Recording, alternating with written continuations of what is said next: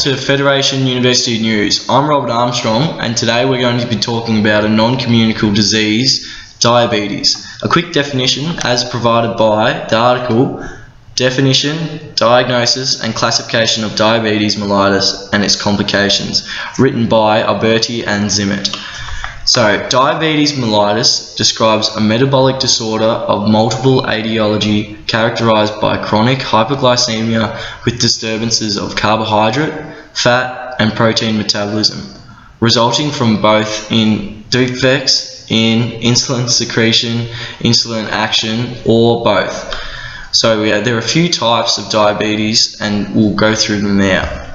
Type 2, which is commonly referred to as obesity, affects how the body processes blood sugar, whereas type 1, usually associated more so with genetics, it affects the pancreas production of insulin. So there could be no production or even just a little production of it.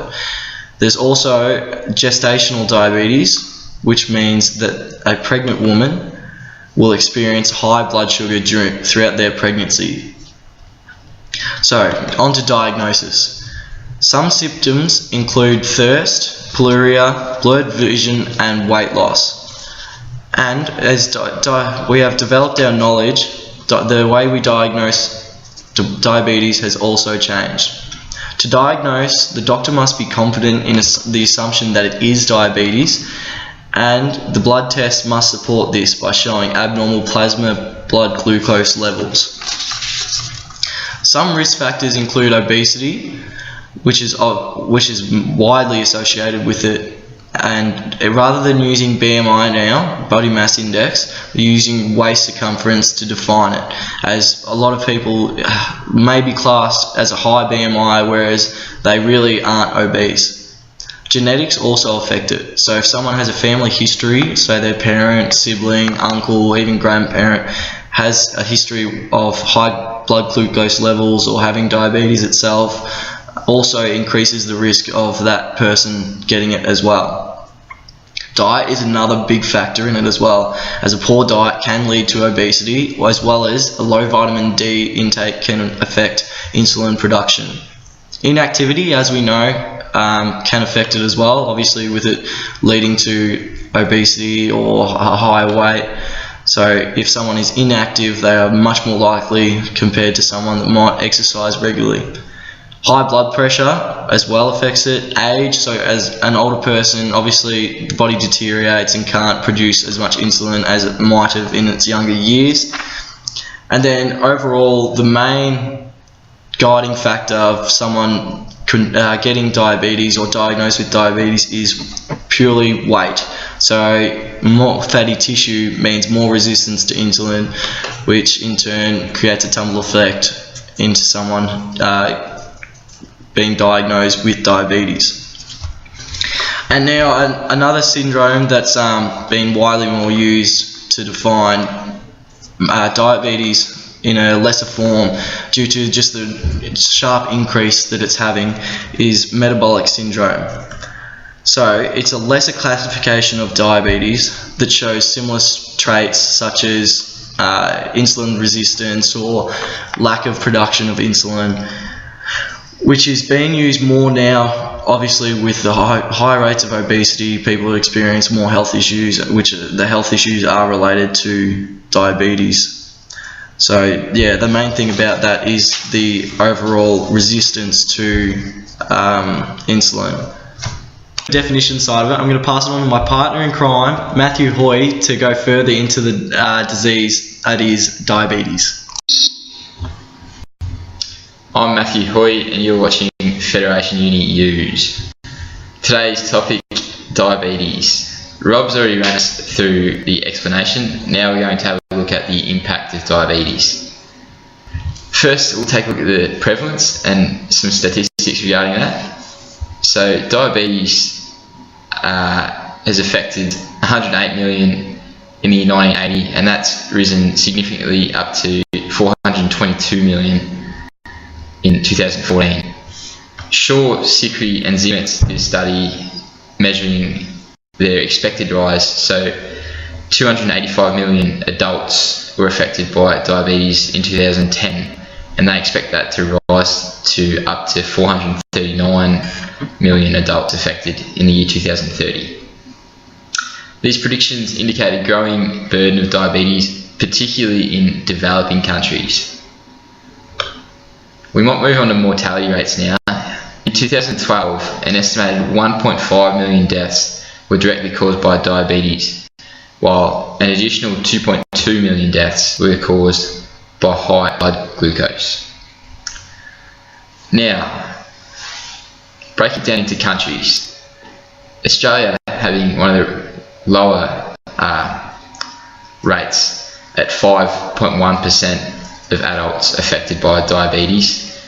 This possibly due to their strong health promotion programs and their value of a healthy diet and physical activity.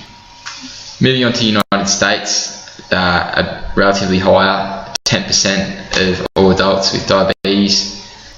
They may have more of a sedentary lifestyle, which can also raise blood pressure and other factors leading to diabetes. Moving down to countries in the Middle East, such as the UAE and Kuwait, very wealthy, but lifestyles include decreased physical activity and poor diets, which leads them to have up to 20% of adults having diabetes in the Middle East. Down to countries like Sub-Saharan Africa, the extremely poor, they're down about 4%, which you may sound like a good figure, but they are often malnutritioned, I should say, and they are very poor, which means they cannot afford to spend money on food, and they often won't get big waistlines and other things affecting diabetes. Looking at middle and higher income, they are reasonably higher than the lower income, wavering about between 8 and 9%. And overall, looking at the incomes, the low and middle income population appear to be on the rise in recent times, and that is due to the changing of lifestyles and the ageing of those populations. Now, major causes diabetes can inflict on other parts of the body include such things as blindness, kidney failure, heart attacks, stroke, and also amputations. Now, according to the Framingham study from Cannell and McGee, that's diabetes and cardiovascular risk factors, depending on the gender, you are 2 to 3 times more likely to get cardiovascular disease if you originally have diabetes. Looking at blood sugar levels, 70% of diabetes patients have nerve damage, and that's due to high blood sugar, I should say. Now, looking at the expenditure required to fund diabetes and combat it in a way, Zhang and his colleagues in a 2010 study explored this, called Global Healthcare Expenditure on Diabetes. So they found that it's 376 billion being spent currently in about 2010, and they expected that to rise to 490 billion in the year 2030. However, a recent study by the International Diabetes Federation found that this limit was already increasing, and they actually expect it to rise to up to 802 billion in the year 2040. So a significant rise there. That concludes the impact segment of our program. Still to come the interpretation. Don't miss it. Matt and I have now come together after he's done a great work on the statistics side and my part before on the introduction. So we're just going to go through our own personal interpretation, which is that type 2 diabetes should be considered a largely preventable disease. Thanks, Rob. So we've identified it as being largely preventable, and mainly due to the fact that 85 to 90% of cases are actually type 2 diabetes, and the major risk factor for type 2 is obesity, which we've also looked at as being largely preventable. Now, the way we have to go about tackling this is modifying lifestyle and behavioural choices. So the two key behavioural choices we've identified include eating habits, which may include swapping diets high in fats and salt to diets higher in fruit and vegetables, and we've also included regular physical activity being important. We should also touch on management of diabetes as another important behavioural choice, as diabetes can be relatively easily managed through regular insulin injections and other medications. If effectively and responsibly used, they can reduce mortality and illness related that are caused directly through type 2 diabetes. Regular blood glucose testing and screening is also extremely important, as it is an easy and effective way to monitor the progress of your diabetes. Rob, how best do you think will help people modify their lifestyles? Well, Matt, here at Federation University News, we believe that through health promotion and education is going to be the best way we can tackle this largely preventable disease.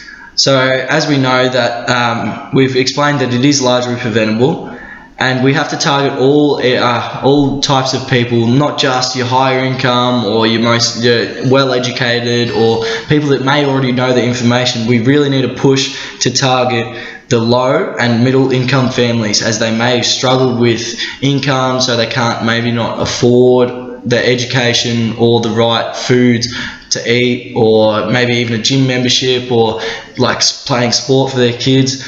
As Matt did identify in the last part, that this is a very concerning thing and trend that we really need to nip in the butt while we can. So we need to do this, we need to use advertising, whether it's through the television, on the newspapers, or even on the food products itself, as Woolworths has implemented a 5-star rating on some of their products. So we really need to push this, and at school we need to really target the lower year levels throughout all of school, make sure they have it throughout their whole schooling career, rather than just doing bits here and there, or even in the later stages of their schooling career when their habits might already be set. So through that we can just do fact sheets, nutrition information, even diet plans, how you can exercise at home without much equipment.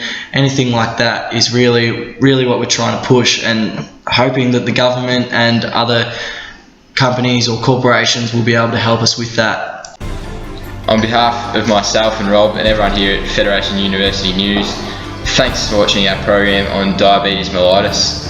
Yeah, we hope you guys really enjoyed it. Matthew and myself and the team here really enjoyed making it. It was an overall enjoyable experience, and we also hope you guys really learnt something from our presentation, not just about diabetes and what it involves, but also how it can be prevented or managed through lifestyle behaviours, as well as the usual medications and stuff like that. So thanks for watching, and have a good night. Thanks, guys.